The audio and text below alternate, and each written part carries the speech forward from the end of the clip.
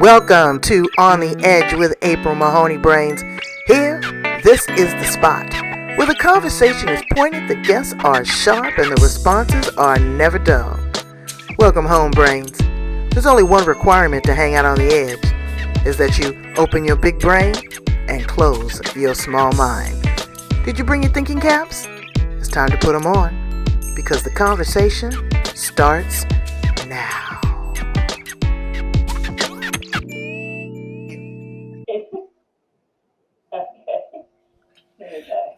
So, Brains, welcome back to On the Edge with April Mahoney. This is the place where the conversation is pointed, the guests are sharp, and the responses are never dull. And look who we have here today, Maggie Richardson from Australia.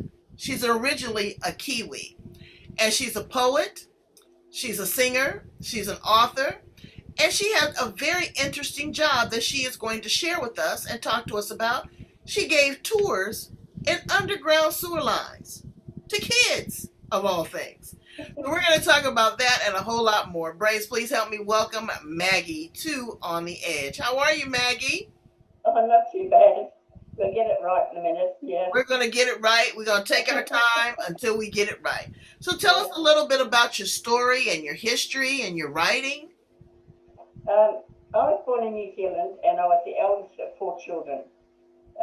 I wrote my first story when I was just little. It was a story about my cat, Whiskers. I haven't got it now, of course, you know.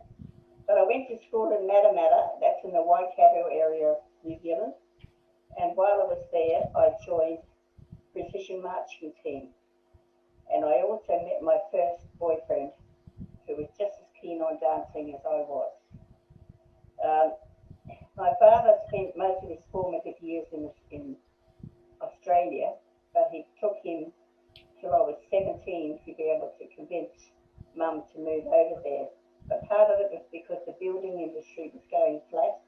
He was a plasterer, and so we sold our place in Matamata, moved to Rotorua, and then from there we went to Australia. So I've always had a feeling that nobody would want to marry me, because I was very independent and had my own way of doing things. Anyway, when I was at camp, when I was 12, this young boy came up to me and he wanted to marry me. He proposed to me. It was beautiful, but I didn't like him at all. And I said, don't be stupid. You'd have to buy me a ring. Oh, wow. And the next day he turned up with a bloody ring. So I was glad the camp was finishing. But it was in Adelaide that I met my first husband, and we were together for 20 years, and we had 3 wonderful children. And now I have 8 grandchildren, 8 grandchildren and 5 great-grandchildren. Wow. But while I was in that marriage, I went back to school and completed my matriculation. And I was working as a tour guide at the local sewage treatment works. And that's what she wants to know about. So I was doing some sales work, and one of my customers said to me, could you do with a bit of extra work? And I thought, well, yeah, I'm not going to do much on sales at the moment. So it was going to be a split shift cleaning. And I had to go like at 6 o'clock in the morning for a couple of hours, and then at 4 o'clock in the afternoon for a couple of hours. And I did that cleaning job for about 3 weeks while somebody was on holiday. And then they asked me if I would take over from one of the tea ladies that was going on holidays. I said, why not? No. And so I did that for 2 weeks. And then the other tea lady got sick and she went to hospital for 3 days. So I went to take over from her for 3 days, but ended up staying there 3 months because she was really sick. Oh, wow. And when that was over, I think they sort of got used to having me around by that time, being cheeky and all that sort of thing. I was writing poems and putting them on the walls.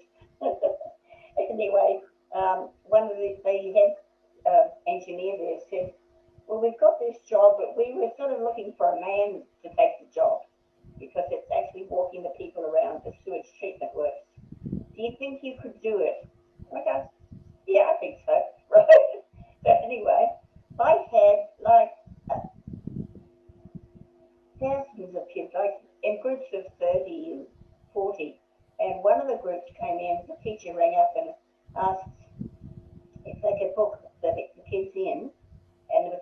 one busload of kids. I said, that's all right, as long as they stay on the bus, because our theatre is being redone.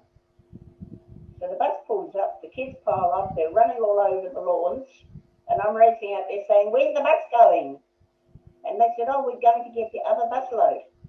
And I go, what do you mean 2 busloads? I said, I let you come in here on condition that I can talk to them on the bus. So, I talked to them out on the lawn and then sent them on home. So they didn't really see much. But it was But for a woman to have that type of job, number one, it's can be smelly, but also the types of things and the types of debris that are in the sewer that are so contaminating to the water, and and some of the other things that are recycled through that. like the thing that's most poisonous to a sewage treatment works is milk. And there was a time when there was a milk glut and it put down through the sewage, but they had to bypass it away from the sewage treatment works. But I have to laugh at what you just said. It's for a woman, because I used to get the guy who taught the plumbing teachers, got them together and brought one from every state. And we were walking around, and this one guy is watching me and smiling. You can see he had a question. You can tell somebody's got a question. And in the end, I said, okay, what's your question? And he said, how come a woman's doing this job? And I said, who else is better qualified? We handle the dirty stuff all the time. All the time. But it was interesting because all the pipes were colour-coded, and they made their own power there that ran the plant from the gas that was made from the... Now, methane gas is made from that sewage, correct? Yes, that's right. Right. Any sewage, yeah. And the methane gas, the engines in the powerhouse will run on 90% methane and 10% diesel. Oh, wow. Right, and they created all the power that was needed for that whole plant and all the laboratories that used to test the water and everything like that. Is there a lot of personal hazard to a job like that? No, they're pretty good at watching you, where you are. They're safety conscious. So I wasn't going to be swimming in the sewage or anything. Right. We had that first grill where the water comes through and catches things. The boys told me that sometimes they catch false teeth there.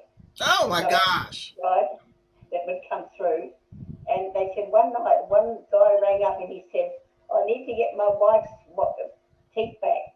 She won't get out of bed until she gets her teeth back." Well, after they had been going through a sewer plant, I don't think I would want those teeth back. I'd rather probably be with no teeth. So you moved beyond that, and you started to write and you started to sing. Tell me a little bit more about your poetry and your books. Well, I moved from with my second husband then out to the farm in Coonabarabran, which is up near Dubbo in New South Wales. So I've come from South Australia to New South Wales, and we had this farm that had like 3 pigs and producing and 3 cows. It was a big farm, yeah. but my husband was a builder, so he went out and did building work. So I've written lots of stories about things that happened there. But I also had a children's wear shop with a friend in town, because what I'd done is our premier at the time, Neville Rand, wanted to promote women's art. And because I was part of there's so much of the story, it's missing. I was part of the Jiffy Bag Poets that started in Gunnedah. And that was basically people who wrote poetry who lived in that kind of general area. When I say general, it's like it's an hour drive that way, a 2-hour drive that way. It's not a small area. But they got them together and formed this group called the Jiffy Bag Poets. And we would put a poem, the jiffy bags you send in the mail? Yes. You would put a poem in there, and you would send it off to the next person, who would put their poem in and so on. And when it came back to me, I'd take out my poem and put another one in and send it on.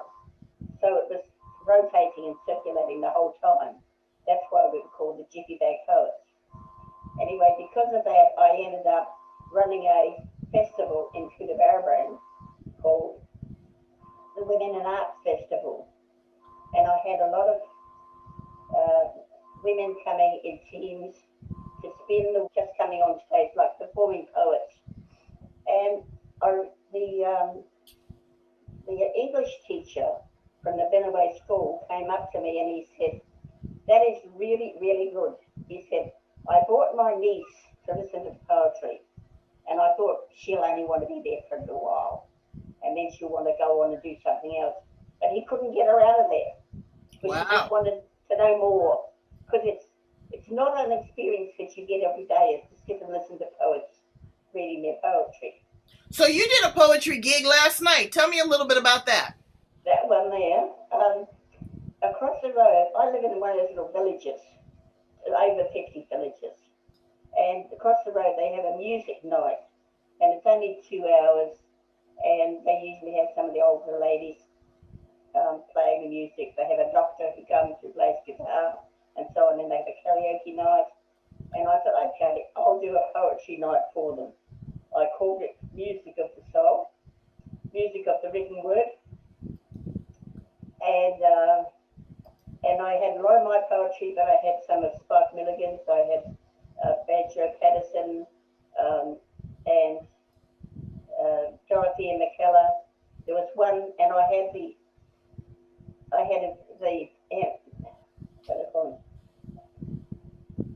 on the internet.